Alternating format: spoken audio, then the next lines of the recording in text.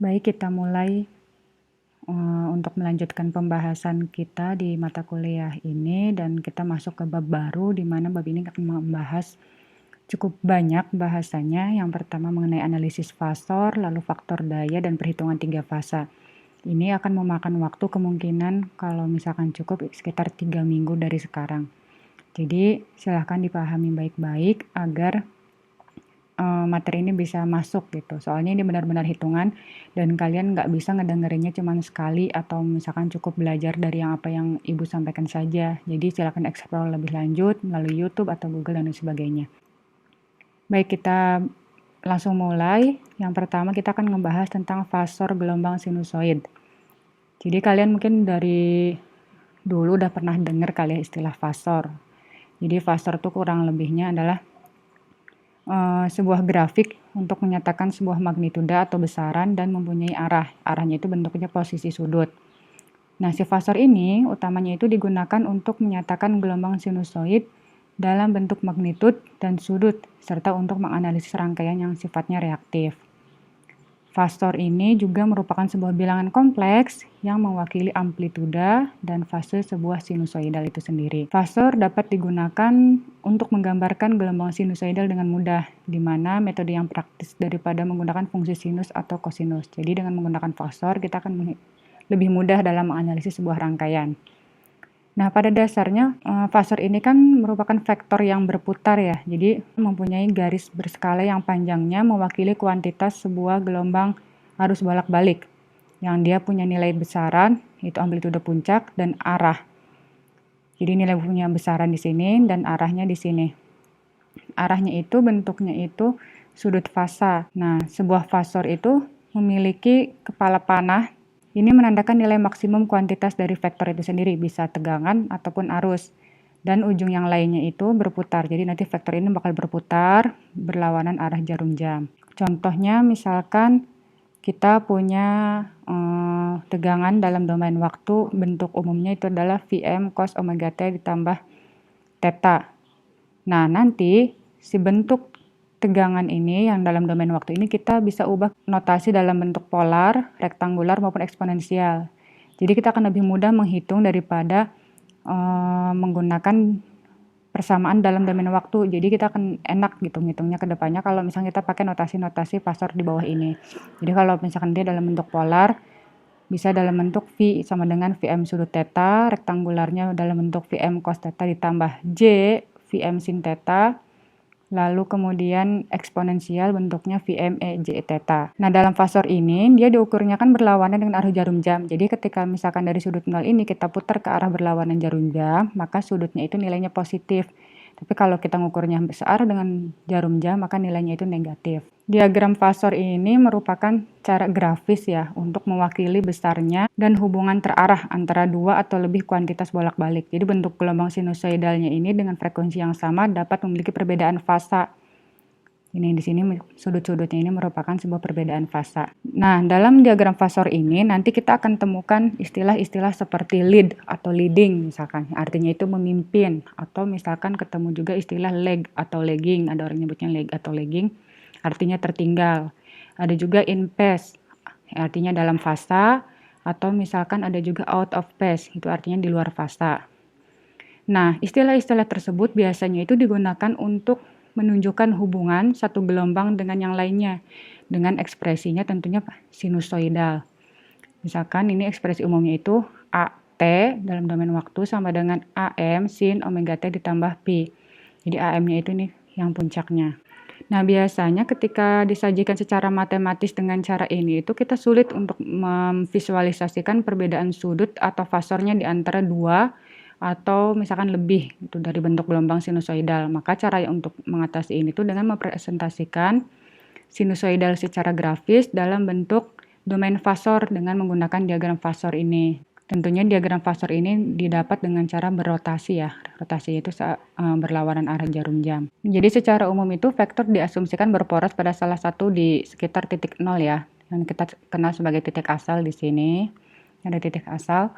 Dan ujung panahnya itu menunjukkan kualitas. Nah, ini misalkan kuantitas itu berarti nilainya. Terus dia berputar bebas, berlawanan dengan arah jarum jam, berputarnya ke sini. Dengan kecepatan sudut omega dalam satuan radian per sekon. Nah, rotasi vektor ini ketika dia berotasinya berlawanan dengan arah jarum jam, maka dia disebut dengan rotasi positif. Tapi kebalikannya, kalau misalkan dia rotasinya itu searah jarum jam, maka dia disebut rotasi negatif. Jadi diagram fasor ini kita anggap sebagai fungsi waktu, kemudian gelombang sinusoidalnya dapat dibangun oleh vektor tunggal pada kecepatan sudut omega tertentu. Di gambar ini adalah gelombang sinusoidal dalam domain waktu, jadi dia satu siklus gelombang. Ketika di sumbus horizontalnya itu dia ketika menginjak 0 derajat, 180 derajat sama 360 derajat, maka vektornya vektor horizontal. Dan kalau misalkan di ujung-ujung di sini misalkan nilai positif AM dan nilai negatif AM ini didapat dari, kalau yang di sini berarti berapa? 90 derajat, dan di sini misalkan 270 derajat. Nah, ekspresi matematika secara umum untuk menentukan dua kuantitas, jadi ada dua bentuk gelombang di sini. Biasanya itu bentuk gelombangnya tegangan dan arus. Nah, ditulis sebagai berikut. Jadi dalam domain waktu, persamaan untuk tegangan ini berupa Vt, V-nya itu kecil, T itu artinya dalam domain waktu, sama dengan Vm sin omega T. Nah, ketika untuk arus berarti It, I-nya I kecil, sama dengan Im sin omega T min Pi. Nah, persamaan ini nggak usah sebenarnya, nggak apa-apa. Ini sebenarnya sama aja dengan ini. Bisa kita rubah ke dalam notasi fasor. Jadinya, kalau notasi fasor itu, V-nya berubah. Yang kalau dalam domain waktu itu dia V-nya V kecil, tapi kalau domain frekuensi atau fasor itu V-nya jadi V besar. Maka rumusnya berarti V sama dengan Vm sudut plus minus sudut theta, tergantung nanti nilai sudut di sininya. Begitupun dengan I-nya jadi I besar, kecoret nih, sama dengan Im sudut plus minus theta. Kalau kita lihat di grafik di sini, si arus atau I itu tertinggal oleh tegangan. Besar sudutnya itu pi sebesar 30 derajat. Jadi di sini yang memimpin, yang duluan itu adalah tegangan, seperti kita lihat di sini. Kalau misalkan bingung, yang diistilahkan dengan leading dan lagging ya. Kalau ini kan berarti leading ya, V memimpin I. Jadi kita lihat di sini, kalau lihat grafik, ini si V itu udah satu siklus gelombang penuh sampai di sini. Nah, sedangkan si I itu perbedaan kecepatannya sebesar 30 derajat, maka dia baru nyampe ke satu siklus gelombang penuh T di sini, yaitu 2pi ditambah si theta yang tadi atau pi yang tadi. Kayak gitu. Itu artinya berarti bahwa si arus ini ketinggalan. Kayak gitu. Nah, untuk menghitung ya, atau misalnya kita yang merepresentasikan sebuah gelombang sinusoidal atau misalnya fasor, itu pasti kita berkaitan erat dengan bilangan kompleks. Jadi kalian mungkin sudah pernah mempelajari bilangan kompleks sebelumnya di mata kuliah sebelumnya. Di sini kita hanya sedikit mengingat saja. Jadi bilangan kompleks itu merupakan sebuah bilangan yang terdiri dari harga real atau harga nyata dan harga imajiner. Nah, atau harga hayalnya. Harga itu artinya nilai ya. Nah, biasanya notasinya secara umum itu untuk bilangan kompleks itu Z sama dengan X ditambah JY. X-nya itu harga nyatanya, Y-nya itu imajinernya, J-nya itu operator hayal. Nah, nilai J itu berapa? J itu nilainya adalah akar min 1. Jadi kalau misalkan ada J kuadrat, akar nilainya berarti akan menjadi min 1. Dan seterusnya kita lihat di sini. Jadi kalau misalkan dia berputar sebesar 90 derajat, maka dia nilainya itu J pangkat 1, yang artinya nilainya min 1 atau hasilnya itu adalah positif J. Ketika dia berputarnya sini sampai 180 derajat, maka nilainya dia adalah J kuadrat. Berarti kalau ada angka J kuadrat, itu dia berarti hasilnya adalah negatif 1. Pun seterusnya dia berputar sampai 270 dan kembali lagi ke 360. Kayak gitu.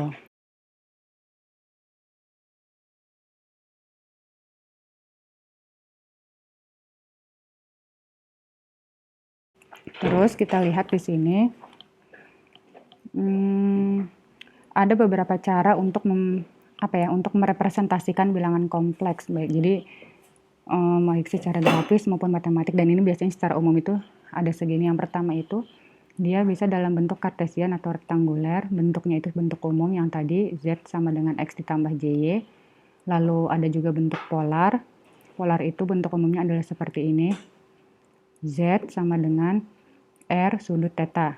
Nah, cara untuk mentransformasikan satu sama lain, misalkan dari bentuk kartesian atau dari bentuk polar, kita lihat dengan ketentuan di bawah ini nih. Ini adalah kunci utamanya. Jadi kalau misalkan kita punya bentuk kartesian, misalkan dalam bentuk Z ditambah X ditambah JY. Nah, berarti kalau misalkan kita mau ngerubah ini ke dalam bentuk polar, yaitu Z sama dengan R sudut theta, berarti kan kita butuh R dan butuh theta. Nah, si R dan si theta ini kita dapat dari yang ini. R-nya itu X kuadrat ditambah Y kuadrat, dan theta-nya itu adalah tangan inverse dari Y dibagi X. Nah, begitupun sebaliknya, kalau misalkan kita punya dalam bentuk polar, itu Z sama dengan R sudut theta, dirubah ke bentuk kartesian, yaitu menjadi Z sama dengan X ditambah JY, maka kita butuhkan adalah nilai X dan nilai Y. Maka untuk mendapatkan nilai X dan Y ini, kita bisa menggunakan ini. Jadi X-nya itu dengan cara nyari R cos theta, dan Y-nya itu R sin theta. Ada bentuk yang ketiga juga, bentuknya itu eksponensial, di mana bentuk umum eksponensial itu Z sama dengan RE pangkat J theta. Jadi yang tadi di depan kita udah pernah bahas ya, tapi yang di depan itu tadi Ibu lupa, dia nggak dipangkatkan di sininya.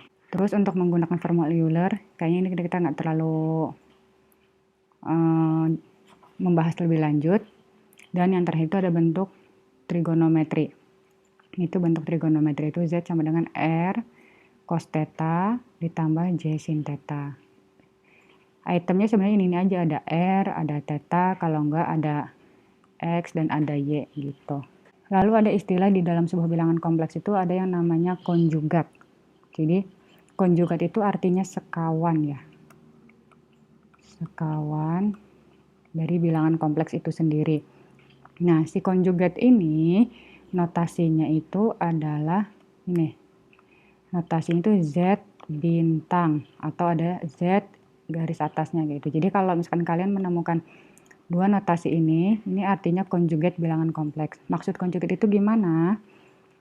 Jadi si konjugat ini tuh sebenarnya hasil pencerminan dari nilai Z itu sendiri terhadap sumbu real pada bidang kompleks. Jadi kita lihat di sini ada sumbu horizontalnya itu bilangan realnya, dan sumbu ininya adalah bilangan. Contoh Z itu sama dengan 5 ditambah J6. Jadi di sini realnya di angka 5, di sininya 6. Jadi Z-nya nilainya 5 ditambah J6. Nah, kalau kita nyari konjugatnya, itu sebenarnya tinggal dicerminkan aja terhadap sumbu real, jadi bukan terhadap sumbu imajiner.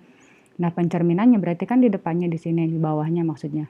Nah, berarti di sini nilainya tetap 5 kan, X-nya ya, atau sumbu realnya. Nah, si imajinernya dia berubah jadi 6. Nah, ini artinya kalau kita mau nyari konjugat dari suatu bilangan itu tinggal merubah tanda di depan bilangan imajinernya. Kalau awalnya positif, berarti di sini konjugatnya jadi negatif. Kalau di sini negatif, jadi di sininya positif. Gitu ya intinya. Ini contoh lagi nih, misalkan ada pertama kita punya Z, nilainya itu min 5, min J6, dicerminkan terhadap sumbu real, min 5-nya tetap, J6-nya berubah jadi positif. Kayak gitu singkatnya. Lalu untuk operasi bilangan kompleks, nah pertama untuk konjugat bilangan kompleks, yang pertama tadi kan ya Z itu bilangan kompleksnya, Z bintang itu konjugatnya. Jadi kalau misalnya kita punya Z-nya X ditambah JY, maka konjugatnya X min JY. Ini kalau dalam bentuk kartesian. Nah, terus dalam bentuk polar kita punya Z R sudut theta, maka konjugatnya adalah R sudut minus theta. Ini dalam bentuk polar. RE pangkat J theta maksudnya, terus dikonjugatkan jadi RE pangkat min J theta. Ini dalam bentuk eksponensial. Dan ini dalam bentuk trigonometri. Kayak. Nah, sekarang operasi bilangan kompleks itu nggak jauh-jauh dari penjumlahan, pengurangan, perkalian, dan pembagian. Jadi sekarang kita lihat dulu di penjumlahan dan pengurangan. Nah, jadi kalau misalkan kita punya dua bilangan kompleks, di mana bilangan kompleks yang pertama itu Z1 sama dengan X1 ditambah JY1, Z2-nya X2 ditambah JY2. Maka untuk menjumlahkan atau mengurangkan kedua bilangan tersebut adalah kita tinggal ini. Pertama menjumlahkan kedua buah nilai realnya, kemudian ditambah operasi atau operasi J-nya, terus kita tambahkan lagi bilangan imajinernya. Lalu untuk perkalian dan pembagian bilangan kompleks, ini di sini dalam bentuk eksponensial ya. Jadi dalam bentuk eksponensial diperkalikan, tinggal mengalikan nilai R1 R2-nya, terus E pangkat J, tetanya tinggal dijumlahkan aja. Begitupun dalam bentuk polar, misalkan dalam bentuk polar kita punya apa tadi bentuk polar, misalkan R1-nya R sudut theta, R2-nya R2 sudut theta. Berarti kalau mau dikalikan tinggal R-nya dikalikan, sudutnya tinggal dijumlah. Lalu untuk pembagian, kalau tadi di perkalian itu sudutnya dijumlahkan, kalau di pembagian itu sudutnya kita kurangkan. R1-nya juga dibagi R2 karena sifatnya dia pembagian. Nah, intinya kalau misalkan kita mau melakukan pengurangan dan pertambahan dari sebuah bilangan kompleks, itu dapat dengan mudah kita lakukan dalam bentuk rektangular. Rektangular tuh yang ini. Ya, rektangular tuh kita mudah kayak gini. Tapi kalau misalkan kita mau ngebagi dan mengalihkan, sebenarnya kita lebih mudah itu pakai bentuk polar yang ini nih. Yang ini kita akan lebih mudah daripada harus mengalihkan atau membagikan dalam bentuk kartesian, itu panjang gitu ya. Nah, di sini masih operasi bilangan kompleks, ada kebalikan juga. Oh ya, ada kebalikan, di mana kebalikan itu berarti 1 dibagi Z atau 1 per Z, maka nilainya itu dalam bentuk polar, 1 per S sudut tetanya jadi minus. Atau misalkan ada akar kuadrat itu berarti akar Z, maka nilainya itu sama aja kayak akar R sudut theta dibagi 2. Konjugasi seperti yang tadi, jadi kalau konjugat itu kebalikannya 1 per J, atau nilainya itu jadi min J. Dan identitas Euler, ini udah bahas di awal tadi ya. Operasi bilangan kompleks dalam bentuk perkalian dan pembagian, tapi ini dia bentuknya itu rektangular. Jadi Z1 kali Z2, dia ada komponen X, Y-nya. Di sini dia pakai operasi hayalnya itu I bukan J, sama aja sebenarnya. Kalau nggak I ya J gitu. Dan ini bilangan imajinernya. Jadi kalau kalian misalkan menemukan sebuah bilangan kompleks dalam bentuk rektangular dan disuruh mengalihkan, caranya bebas, mau dirubah dulu ke polar, atau misalkan langsung mengalihkan dalam bentuk rektangular, jadi seperti ini rumusnya. Begitupun dengan pembagian, ini lumayan panjang.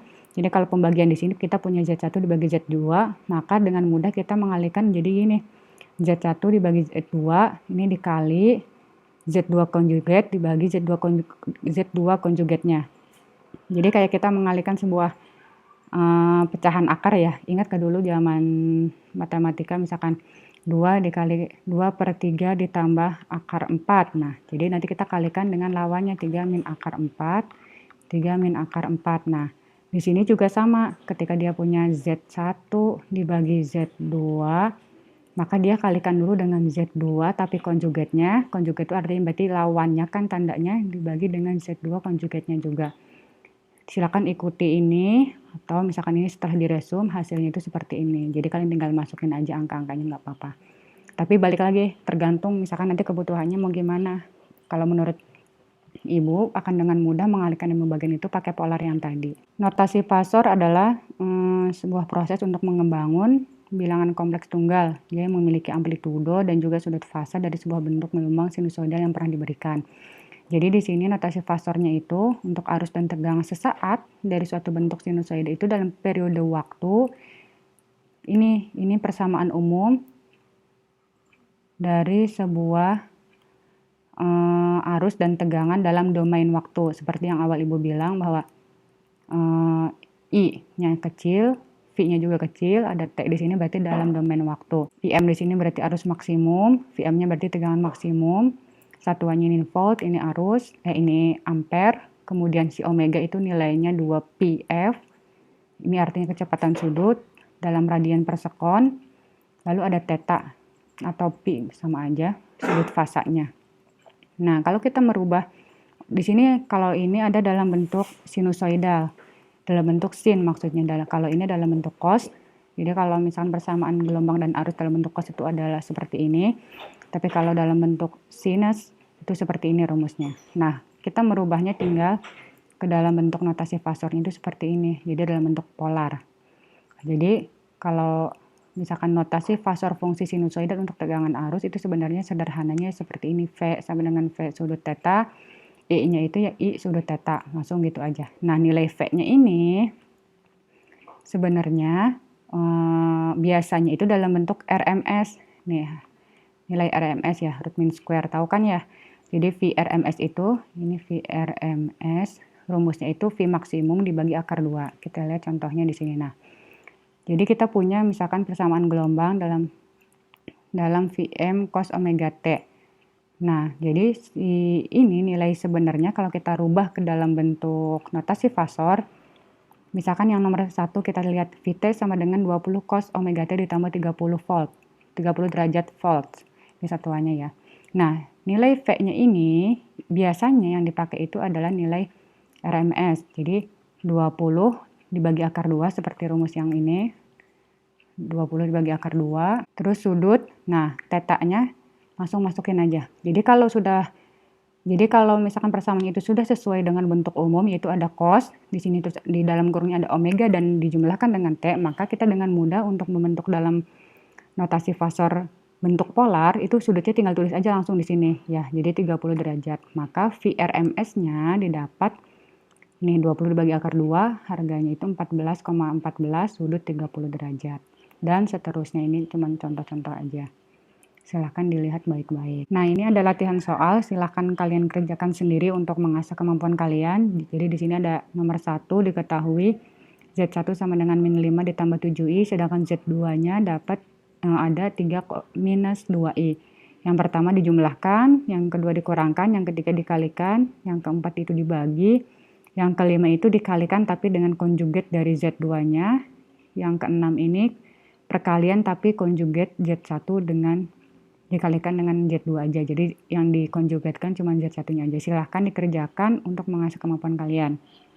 Jadi tidak akan Ibu jelaskan di sini ya. Pun ini soal nomor 2, transformasikan Z1 dan Z2 pada soal nomor 1 ke dalam bentuk polar. Jadi, nah ini soal nomor 2, kalau yang tadi itu mengoperasikan bilangan, sekarang itu mentransformasikan. Jadi soal yang tadi Z1 dan Z2 kita ubah ke dalam bentuk polar.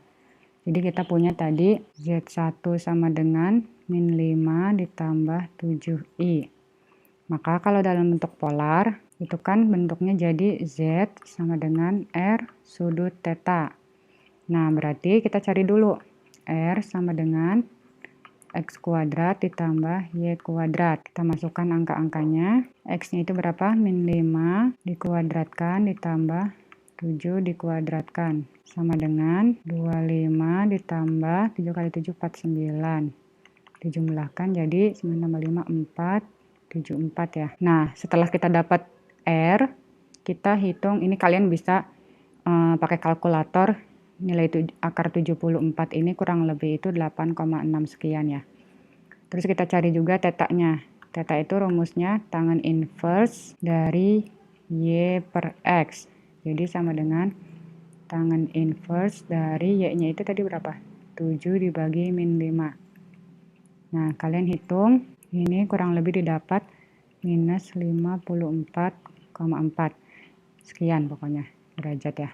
Nah, kalian kalau misalkan ngitung kayak gini, kalau nggak punya kalkulator yang saintifik ya, kalian bisa menghitungnya di online. Banyak kok, tinggal ketikkan aja di Google kalkulator online, nanti banyak website yang bisa menghitung secara saintifik gitu. Jadi untuk nyari ini dan ini, kalian hitungnya bisa pakai kalkulator online aja.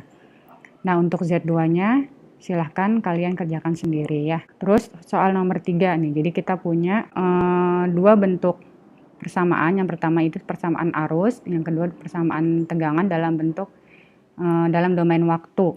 Jadi yang pertama I-nya itu 6 cos 50 T min 40 ampere, sedangkan yang kedua itu V-nya min 4 sin 30 T ditambah 50 derajat volt. Diminta untuk dirubahnya ke dalam bentuk fasor. Jadi kita kerjakan dulu yang pertama. Yang pertama itu kita dengan mudah I-nya itu kan sama dengan 6 cos 50 T min 40 derajat ya. Ini kan sudah sesuai ya dalam bentuknya cosinus, ini omega T, ini yang ini derajatnya gitu. Jadi kalau sudah sesuai dengan persamaan umumnya, maka kita bisa dengan langsung merubah dalam bentuk fasor, yaitu I-nya I besar sama dengan nilai 6-nya langsung masukkan, 6 sudut min 40-nya langsung dimasukkan, 40 derajat. Dah, ini untuk soal nomor A. Nah, kalau untuk nomor B, kita lihat di sini dalam bentuk sinus. Maka kita rubah dulu. Kita tulis dulu ya. V sama dengan min 4 sinus 30 T ditambah 50 derajat volt. Nah, kita lihat dulu karena di sini bentuknya sinus. Ini kan min sin ya.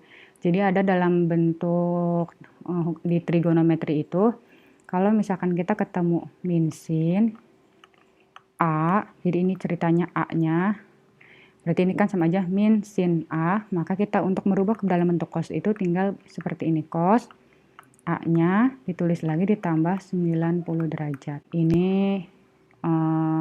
ketentuan di trigonometrinya. Sekarang kita rubah, berarti si V ini sama dengan min 4 sin, kita tulis lagi aja dulu, min 4 sin 30T ditambah 50 ya awalnya. Kita rubah jadi V sama dengan minusnya ini jadi hilang, 4-nya kita tulis, min sinnya kita tulis jadi cos, 4 cos. Nah, si A-nya ini kita tulis lagi 30T ditambah 50 ditambah lagi 90. Nih, karena aturannya seperti ini. Jadi, kan awalnya kita punya min 4 sin bla bla bla. Nah, si min sinnya ini, angka 4 kan tidak berpengaruh ya.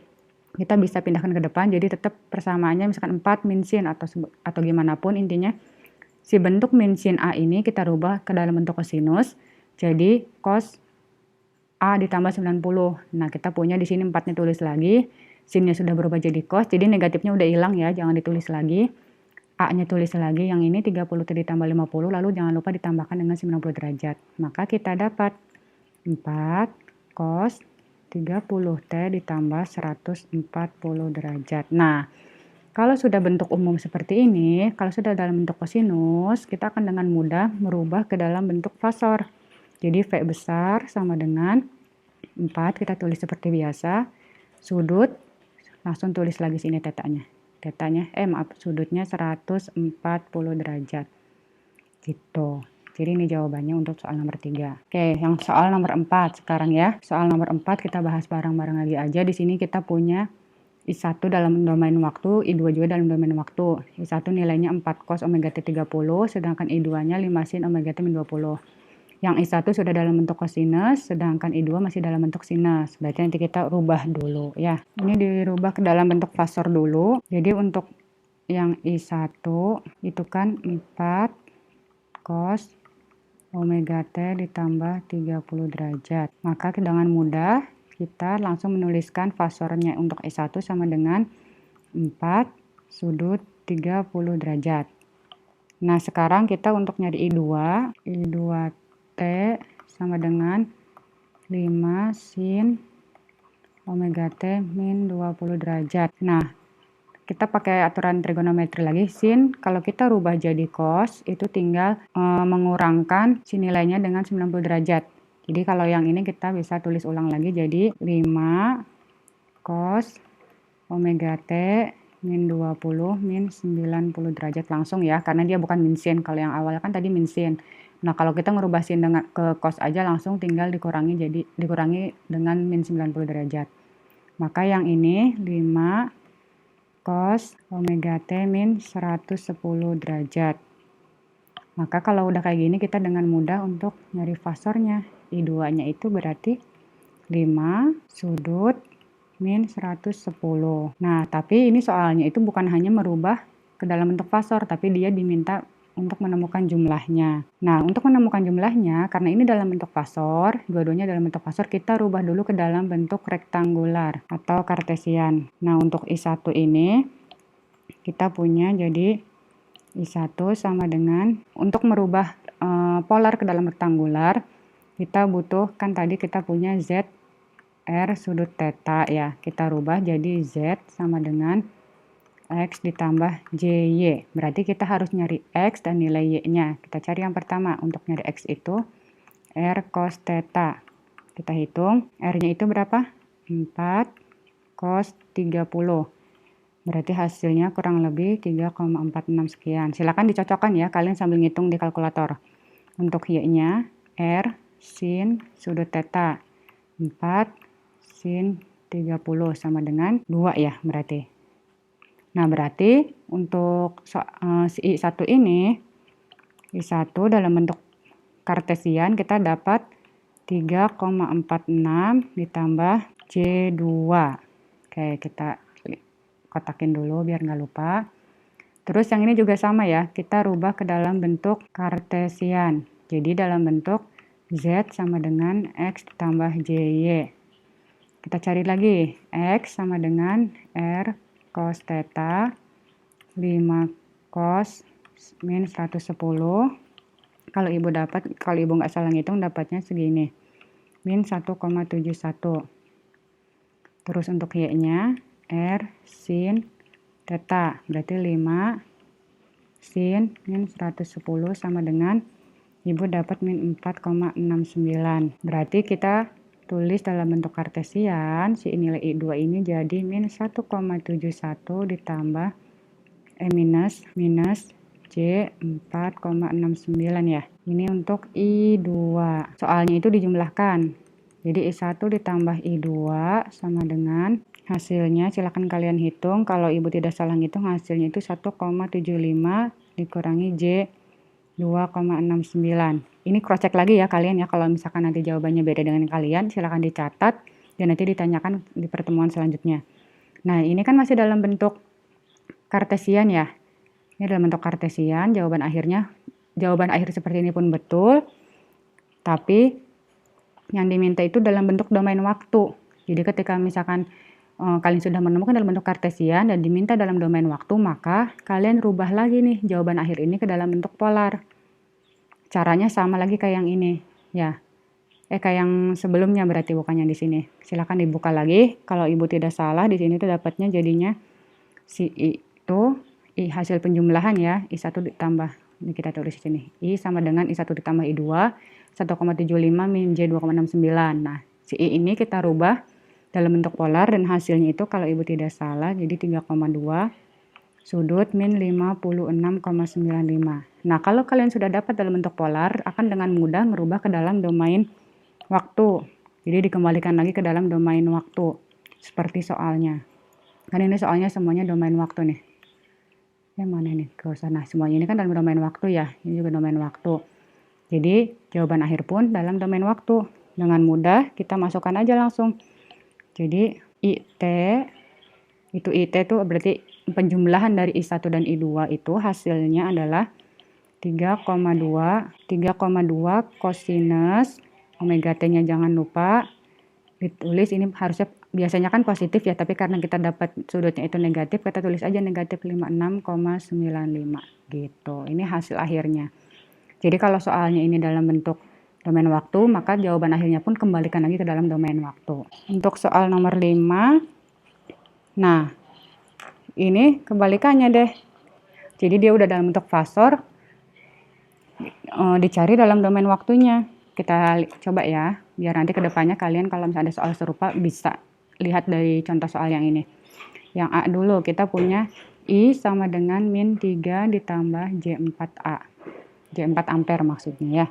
Yang ini kan dalam bentuk kartesian, kita rubah dulu ke polar. Lalu kita rubah ke dalam bentuk polar itu kan bentuknya Z sama dengan R sudut theta ya.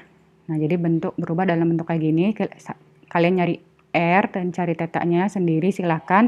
Ibu langsung tulis jawaban aja di sini. Jadi untuk si I ini dalam bentuk polar itu 5 sudut min 53,1 derajat. Pokoknya kalau angkanya misalkan pembulatan belakang komanya beda dikit nggak apa-apa, yang penting nggak beda jauh dari sini ya.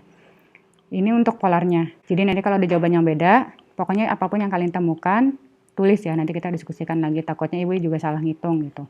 Nah, kalau sudah dalam bentuk polar, kita rubah lagi. Karena dimintanya itu dalam bentuk sinusoidal, berarti dalam domain waktu. Langsung aja kita rubah ya, ini lebih gampang.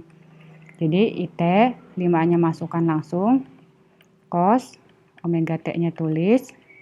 Di sini minus, berarti 53,1 derajat ampere. Ini soal untuk nomor A. Selesai. Nah, kalau misalkan sudah yang B ya, kita lihat. Punya V sama dengan J, ini dalam bentuk eksponensial ya. 8E pangkat min J20. Kita rubah dulu ke dalam bentuk polar. Dengan bentuk polar itu kan seperti biasa, Z sama dengan R sudut theta. Nah, kalau dalam bentuk eksponensial ke dalam bentuk polar, kita dengan mudah dapat bahwa, oh ya, untuk nilai, ibu lupa, untuk nilai J-nya ini, nilainya itu 1 sudut 90 derajat. Yang berarti untuk nilai V, kita langsung tulis aja. nilai J8-nya kita jadikan sebagai R, berarti J8 sudut min 20 ini minnya jangan lupa dibawa, untuk yang pangkat itu jadikan sebagai tetanya, min 20. Lalu J-nya itu kan nilainya tadi ini ya, 1 sudut 90. Berarti 1 sudut 90 dikalikan nilainya 8 sudut min 20. Berarti ini 8, sudutnya kita langsung jumlahkan aja.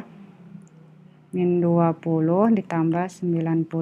Nggak usah pakai kurung tutup, lupa. 8 sudut 70 derajat. Volt. Ya, ini dalam bentuk polar. Ngerti nggak ngerubah dari eksponensial ke bentuk polarnya? Jadi di sini ada eksponensialnya J8E min J20. Nah, karena di depannya ini ada operator J, maka kita rubah dulu nilai J-nya juga.